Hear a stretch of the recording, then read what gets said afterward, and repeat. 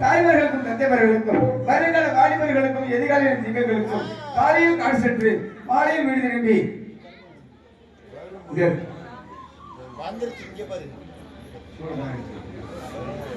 மண்ணை பொன்னைக்கு வரும் மாமூல் வசையை பெருங்கிற கடவுளுக்கும் கடமை கண்ணியம் கட்டுப்பாடு சொல்லப்பட்ட காவல்துறை அதிகாரி ஐயாவர்களுக்கும் மின்சாரம் மின்சாரத்துறை அதிகாரிகளுக்கும் நான் அகத்திய முனிவன் பணிவான தெரிந்து கொண்டு இதை விளைப்பை தொடங்குகின்றேன். நன்றி, வணக்கம் வணக்கம் வணக்கம்.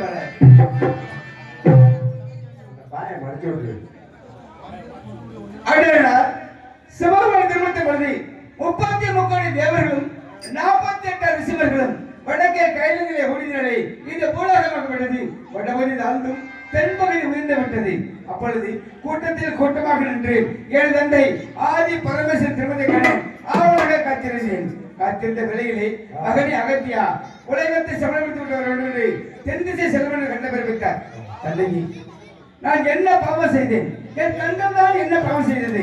இங்கே 33 தேவர்கள் 48 ரிஷிவர்களும் அனைவரும் சொல்லிருக்கு, என்னை மட்டும் தென் திசை அனுப்பிக்கின்றீர்களே என்று கேட்டேன்.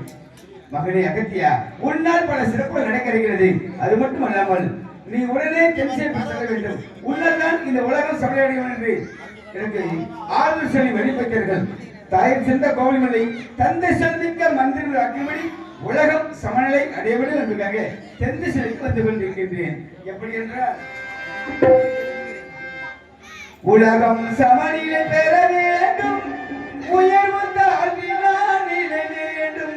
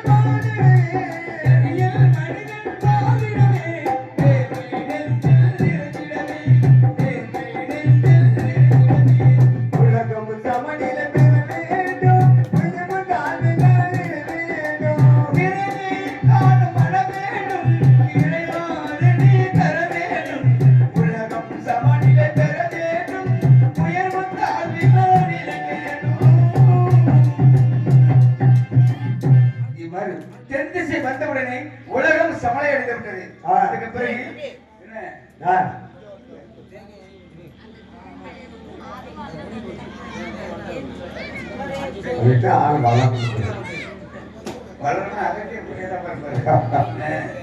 அதற்கு அமையதான் அப்பொழுது பொதியமலை சரளியம்மை தமிழுக்கு இலக்கண வகுத்து அதை மதுரை முத்துமை சக்கரத்தில் அரங்கல் செய்ய வேண்டும் என்றால் முருகப்பெருமானுடைய அருள் வேண்டும்.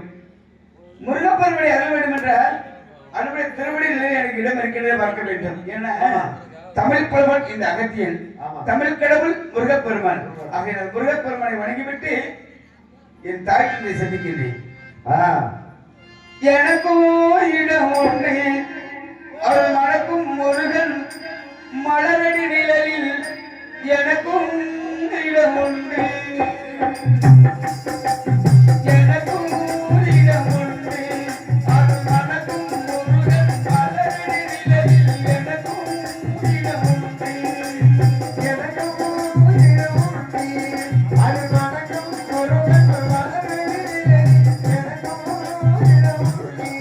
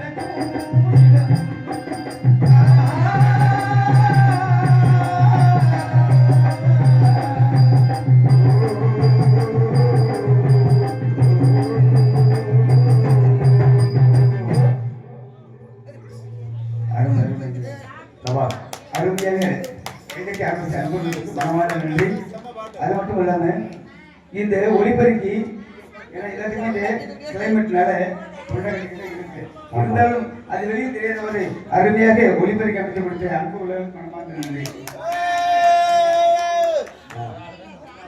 தமிழகத்தில் பயிலுடைய 5 பஞ்சநதிகளில் கொல்லி என்பதனுடைய உருவத்தை பார்த்து கொல்லமணி என்றும் குருமணி என்றும் கும்பமணி என்றும் பேசிக் கொண்டிருந்தார். என்ன ஆணவம் அவளுக்கு! அண்ணனுடைய ஆணவத்தை அடக்க வேண்டும். அது மட்டுமல்ல, தமிழகத்தில் ஒரு சிறப்பு சேர்க்க வேண்டும் என்பதற்காக அந்த பொன்னி என்பவளை என்னுடைய கவனத்தில் அடிக்க வைத்தேன். அப்பொழுது நாட்டு மக்கள் அனைவரும் விநாயகர் பெருமாள் சென்று முறையிட்டார்கள். விநாயகர் பெருமாள் என்ன செய்ய தெரியுமா? காக்கை வடிவம் கொண்டு நான் ஆழ்ந்த தேர்ந்தெடுக்கும் பொழுது கவனத்தில் தட்டிவிட்டார். அன்று முதல் புதுநதியாக பெருக்கெடுத்து ஓடியது. நம்மள் மனம் திருந்தி சுவாமி தங்களுடைய தவவழி பற்றி தெரியாமல் அவதூறாக பேசிவிட்டேன் என்று மன்னித்து ஒரு நல்ல பெயரை சுட்டுவிட்டு செல்லுங்கள் என்று வேண்டிவிட்டு கேட்டுக்கொண்டார். மன்னிப்பது பெரியவர்களின் தன்மை அல்லவா? நம்மளை மனதார மன்னித்து விட்டு காக்கை வடிவம் கொண்டு தட்டிவிட்ட நதியாகப்பட்டது விரிந்தோட நதிக்கு காவிரி என்று பெயர் வைத்து நம்முடைய வாக்குறுதி சென்றேன். நடந்தாய் காளி காவேரி நடந்தாய் காளி காவேரி நாளுக்குமே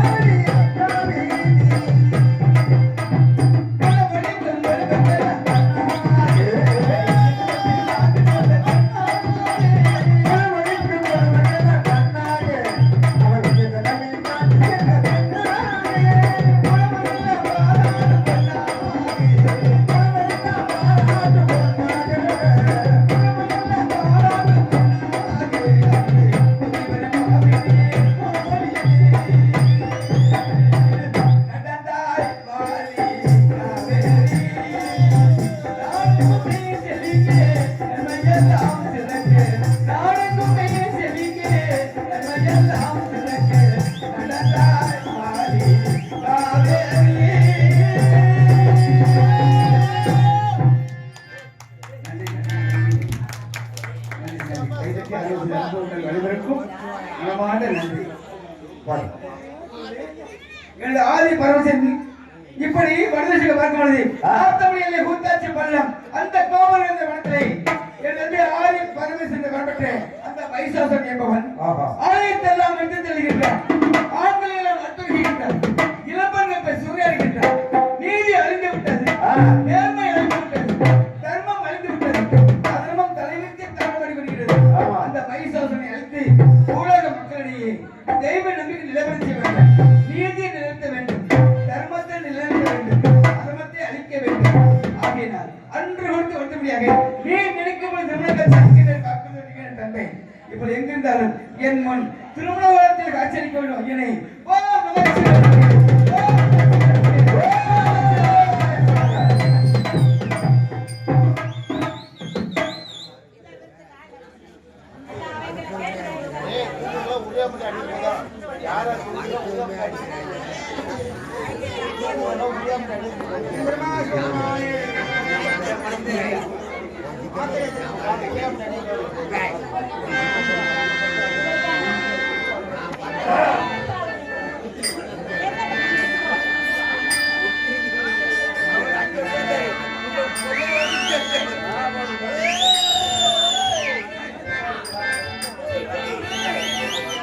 சித்தமில்லா ஜடைக்கு சிவபயமே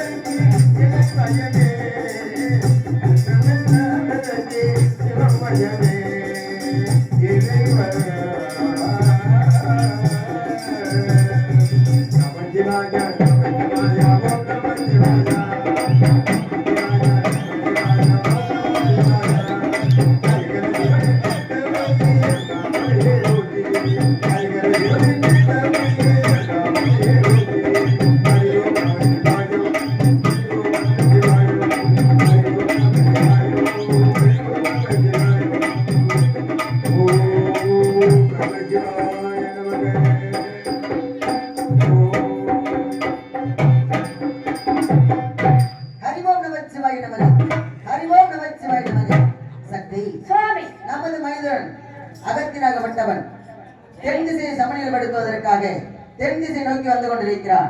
அண்ணனுடைய வரவை எதிர்பார்க்க வேண்டிய சக்தி. அப்படியே ஆகட்டும் சுவாமி. அப்படியே ஆகட்டும் சக்தி.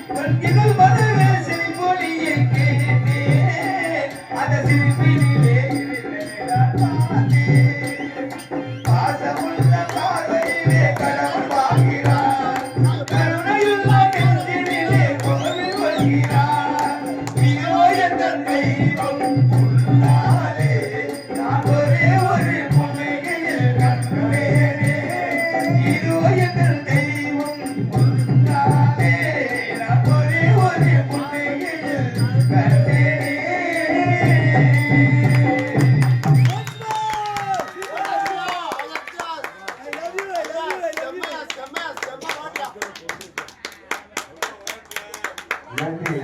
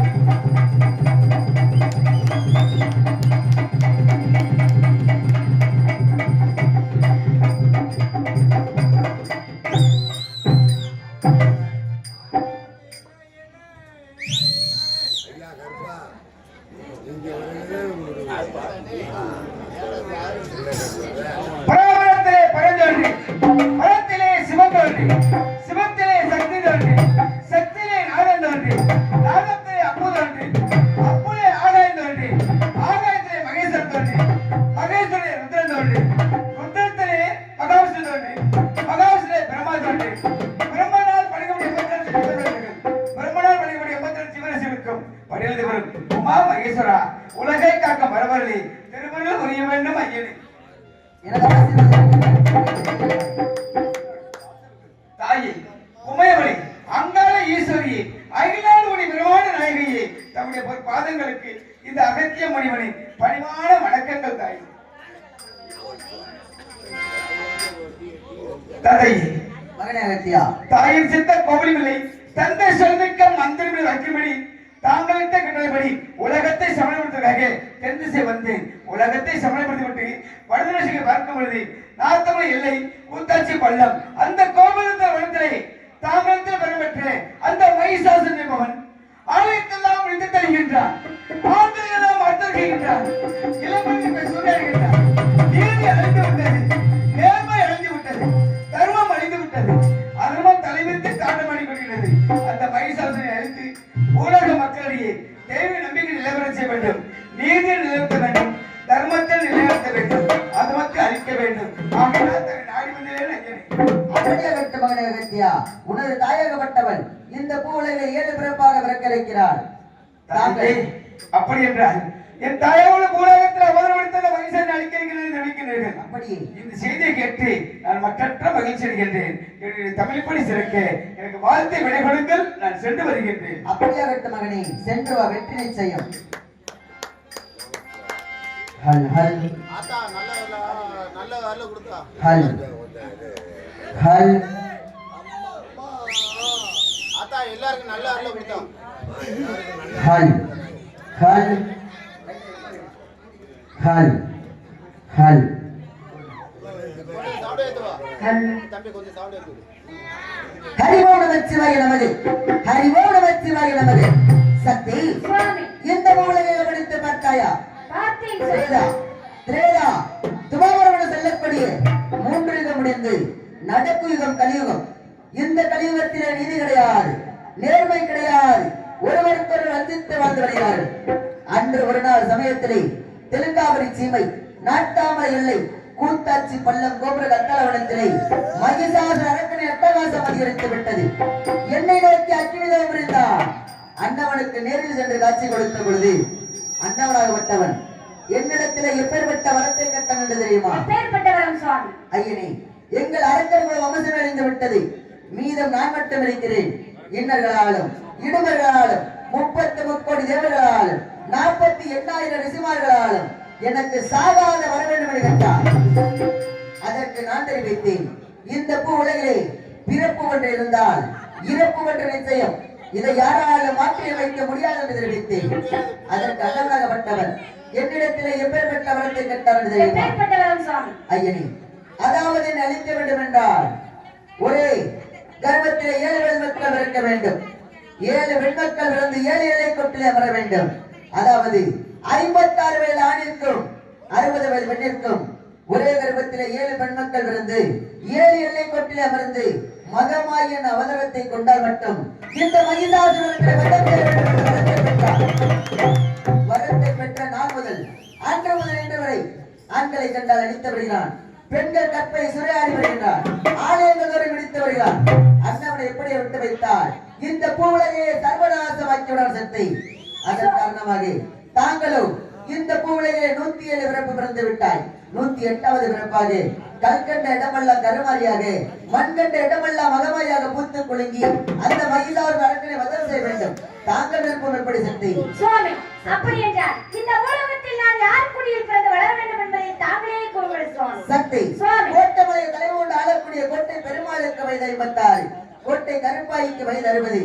அவர்கள் இருவரும் உணரண்ணன் மணிமாட்டுக்காரன் மாயன் பெருமாளை வேண்டி அன்னும் பகலும் அழுது கொண்டு பூஜை செய்து வருகிறார்கள். அன்னவர் குடியிலே தாங்கள் ஒரே இரவத்தில் 7 பெண்மக்களாக பிறக்க வேண்டும். சுவாமி, அப்படி 7 பெண் குழந்தையாக பிறப்பெடுத்து எந்தெந்த எல்லைகளிலே அமர வேண்டும் என்பதையும் தாங்களே கூறுங்கள் சுவாமி. சக்தி சுவாமி. முதல் பிறப்பாக நார்த்தாமலை இல்லையே மக்களது உடம்பிலே பெரியம்மா என்று சொல்லக்கூடிய நார்த்தாமலை முத்தமாரி என்று பெயர் பெற்று வாழ வேண்டும். சுவாமி, அப்படி என்றால் இரண்டாவது பிறப்பாக நான் எங்கு பிறப்பெடுக்க வேண்டும் சுவாமி? இரண்டாவது பிறப்பாக திருவப்பூர் மந்தையிலே மக்களது உடம்பிலே முடக்கம்மா என்று குடியிருக்கக்கூடிய திருவப்பூர் முத்தமாரி என்று பெயர் பெற்று வாழ வேண்டும். அப்படி என்றால் மூன்றாவது பிறப்பாக மூன்றாவது பிறப்பாக கொண்டையூர் மந்தையிலே கொத்தமல்லி அம்மையாக போட்டு திகழக்கூடிய கொண்டையூர் முத்தமாரி என்று பெயர் பெற்று அப்படி என்றால் நான்காவது பிறப்பாக எங்கு பிறப்பெடுக்க வேண்டும் சுவாமி? நான்காவது பிறப்பாக இருந்திரவட்டி எல்லையிலே மக்களது உடம்பிலே மணல்வாரி அம்மை என சொல்லக்கூடிய இருந்திரவட்டி முத்தமாரி என்று பெயர் பெற்று வாழ வேண்டும். அப்படி என்றால் ஐந்தாவது பிறப்பாக ஐந்தாவது பிறப்பாக வைத்தூர் மந்தையிலே மக்களது உடம்பிலே வைத்துக்குள் அம்மையாக குடியிருக்கக்கூடிய வைத்தூர் முத்தமாரி என்று பெயர் பெற்று வாழ வேண்டும். அப்படி என்றால் ஆறாவது பிறப்பாக எங்கு பிறப்பெடுக்க வேண்டும் சுவாமி? சக்தி சுவாமி, இந்த 5 பிறப்பும் புதுக்கோட்டை மாநகரத்தில் பிறக்க வேண்டும். ஆறாவது பிறப்பு என சொல்லக்கூடிய கண்ணபுரத்து எல்லையிலே கண் விழிகளுக்குள் அம்மை போட்டு குடியிருக்கக்கூடிய கண்ணபுரத்து கருமாரி என்று பெயர் பெற்று வாழ வேண்டும். சுவாமி, அப்படி என்றால் இந்த ஆறு கன்னிக்கு விளையாடியாக ஏழாவது கன்னியாக நான் எங்கு பிறப்பெடுக்க வேண்டும் சுவாமி? கூறுங்கள். சக்தி சுவாமி. திருச்சி மாநகரம் என்றெடுத்த கொள்ளிடம் காவேரி நதிக்கரை உரமாக சாந்தால் சமயபுரம் சாதித்தால் கண்ணபுரம் என சொல்லக்கூடிய மக்கள் தொடர்பிலே சங்கமல அம்மையாக குடியிருக்கக்கூடிய சமயபுரத்து முத்துமாரி என்று பெயர் பெற்று வாழ வேண்டும். சுவாமி, சக்தி. அப்படி இருந்தாலும் இந்த பூலோகத்தில் நான் பிறப்பெடுக்க வேண்டும் என்றால் இந்த பூலோகத்தில் எனக்கு பக்கத்துணையாக பாதுகாப்பாக கூடத்துணையாக யாரை அனுப்பி வைப்பீர்கள் சக்தி சுவாமி? இந்த பூவுலகிலே தாங்களை ஒருபொழுதும் தனியாக அனுப்புவது கிடையாது. நமது மைந்தனன் கொல்லிமலையில வாழக்கூடிய சின்னகரப்பனையும் அல்லகர்மலையில வாழக்கூடிய 18ஆம் அடி விரிகரப்பனையும் பக்கத்துணையாக அனுப்பி வைக்கிறேன். மூவரும் சென்று வெற்றியோடு வாருங்கள். சுவாமி, இருந்தாலும் இந்த பூலோகத்தில் நான் பிறப்பெடுக்க வேண்டும் என்றால் இந்த பூலோகத்தில் நீதி இல்லை, நேர்மை இல்லை, தெய்வ சக்தி இல்லை என்கிறார்களே. இப்பேற்பட்ட இந்த பூலோகத்தில் நான் எவ்வாறு பிறப்பெடுக்க முடியும் சுவாமி? சக்தி. ஆகையினால் இங்கு கூடியுள்ள பெண்கள் மீது அருள் அளித்து இங்கு முன்வைக்கப்பட்டுள்ள இந்த ஏழை கரைகளை விடுத்து ஆடி அருள் சக்தி உண்டாக்கி தந்தால் நான் சென்று இந்த வயோசாரங்களை அழித்துவிட்டு அதன் பிறகு தங்கள் பாதாரங்களை முதல்கிறேன் சுவாமி. அப்படியே விட்டு சக்தி. சுவாமி, சக்தி சுவாமி. இங்கு அமர்த்தப்பட்ட 7 கரங்களும் உன்னோட திருவுருவமாக அமரப்பட்டு வைக்கிறது. அந்த 7 கரங்களுக்கும் இந்த மக்களிடத்திலே தெய்வ சக்தி இருக்கிறது, தெய்வ நம்பிக்கை இருக்கிறது என்பதை தாங்கள் முன்பதாகவே சோதித்து பார்க்க வேண்டிய சக்தி. அப்படியே ஆகட்டும் சுவாமி. சாமி அழைக்க போறோம். எல்லாம் அப்படியே தூங்குறதுல எழுப்பிடுங்கம்மா. சாமி அழைக்க போறோம். சரி, குழந்தை கூட தூங்க கூடாது. 7 முத்துமாரியை நம்ம ஊர் மந்தையில கரகமா சொடிச்சு வச்சிருக்கிறோம். ஆத்தாவுக்கு பிடிச்சது கும்மி சத்தம், குலவ சத்தம், விசிலடிச்சு ஆரவரப்படுத்துங்க. உள்ள அப்படியே சோற கைத்தட்டுங்க. செருப்பது கிடந்த ஓரம் எடுத்துருங்க. யாரும் உட்காடு போடணும்.